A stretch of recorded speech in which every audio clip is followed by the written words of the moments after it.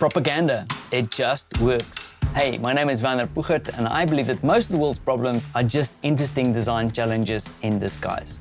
Now, do I believe in propaganda? Perhaps not, except for maybe getting you excited about design tools like Beautiful Trouble, a toolbox for a revolution. Now, before I jump into why I grabbed this one out of the cupboard for this review, I just wanted to tell you about a session that I did a couple of weeks ago where I actually asked some of our customers, say, listen, how can we get closer to you? How can we build a better image? How can we relate to you in a better way? And then one of the youngsters in the session just piped up and said, listen, hey, propaganda, it just works.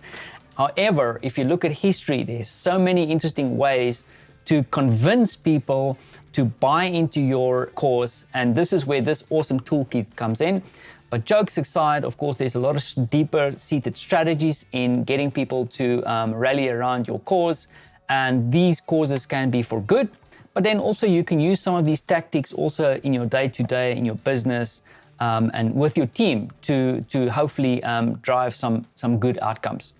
Now, I'm not gonna lie, this is probably one of the densest card decks that I own at the moment. It's like a little bit of a library in a box, but there's some thinking behind it, and hopefully I'll be able to do it justice in a couple of minutes we have together. Inside, about 132 cards printed on the one side and then the logo on the other side here. You also have inside a nice booklet, and trust me, you will probably be referencing this booklet quite a lot because of how dense this card deck is and all the categories that are contained within.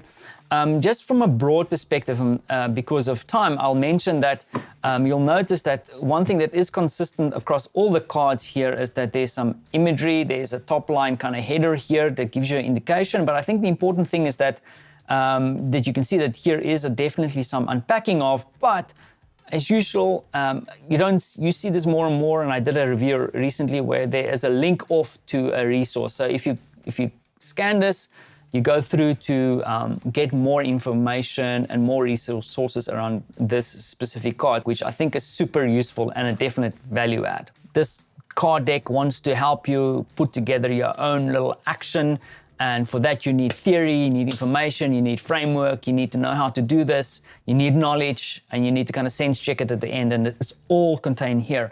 Now, to explain this within the little constraint of this video, I came up with my own little mental model where I start with 3 core sets of cards and supported by others. Now, to kick it off, the first set that you have is about 7 cards here, if I'm not counting badly, that gives you guidance on how to use the card deck. So there's a lot more beyond the booklet.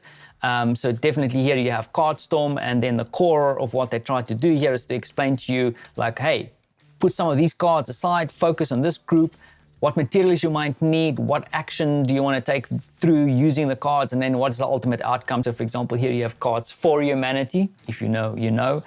And so that guides you nicely through the usage of the cards. Now, at the core of this card deck, you have a set of 4 categories that takes you through really the essence of all the information that's contained within this card deck. Just to quickly go through what we have here. So before you do a strategy, you need some theory. So here, for example, you have abolition, calls it out in the main kind of topic at the top of the card here, the comments. If you don't know what that is, you can go and read this and then scan through for more information. But there you have a whole set of cards just focusing on the theory of revolution. And then principles. This is one that I specifically like. So what is the principles that we work towards? Training for the win, use humor, one that I specifically enjoy. And these are principles that you can then go and study and reference. So now we have theory and principles. And then, of course, I think this is something that people will get drawn to quite fast, is that there's a whole set of tactics here, like artistic vigil.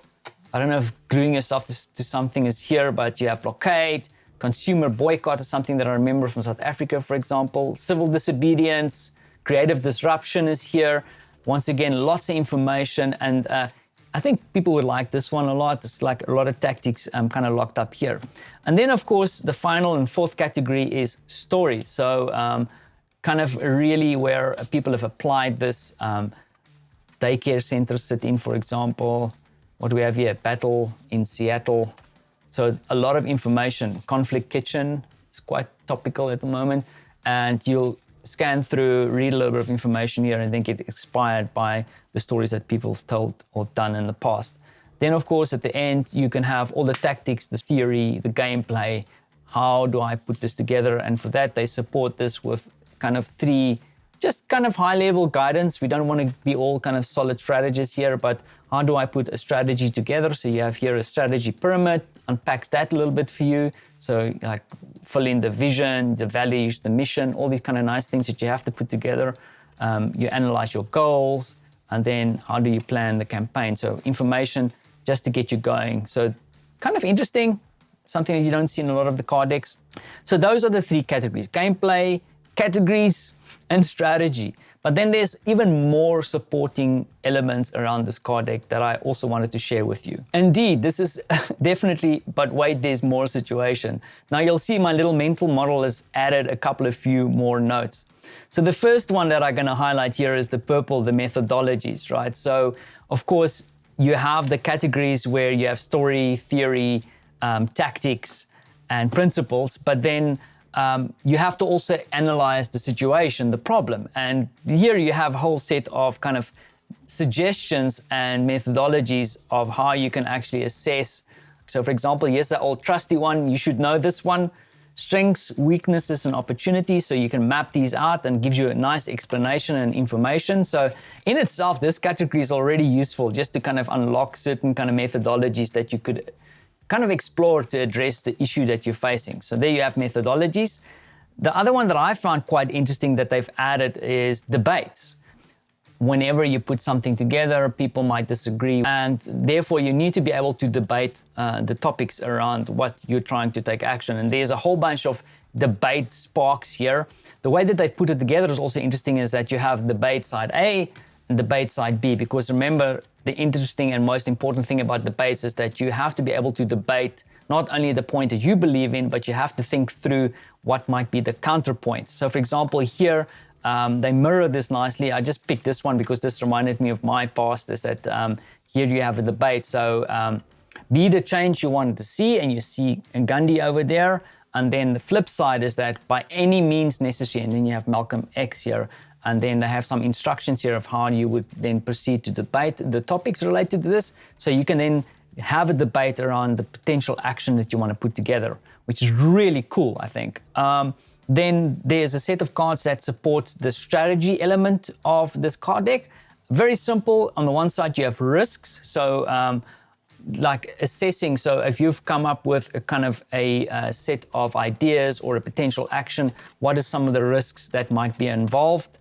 And then also assessing if your action will succeed. And then there's some pointers here. So you can see that these additional cards then supports the categories and then also the strategy at the end. And then, as I mentioned before, you have a whole set of gameplay cards that'll kick you off and then give you instructions of which cards or category of cards you want to use at what point. Well, hopefully I won't get into too much trouble for rushing through this review, because there's so much here. I can do even an hour of conversation just showing you all the content. However, you can go to beautifultrouble.org for more information and where you can pick up a set of cards. Definitely worth the while if you just think about the information you get, not just only stories about revolutions, but methodologies. It even taps into a little bit of strategy, just enough to get you going. And then, of course, the gameplay itself is also super valuable. So definitely a card deck that I recommend. Now, I am currently using it just for boring corporate stuff. However, I also think that we need more action these days, and it is interesting and important to reference how people have done it in the past. We come from a rich history of people making a difference in different ways, using and avoiding some of the tactics that we are doing these days. So I think this is a great doorway into that space if this is a new topic to you. So go out and grab a set of these troublesome cards. However, I would love to know how you get people to rally around your causes without using the good old propaganda vibes. Thank you for watching, and catch you in the comments.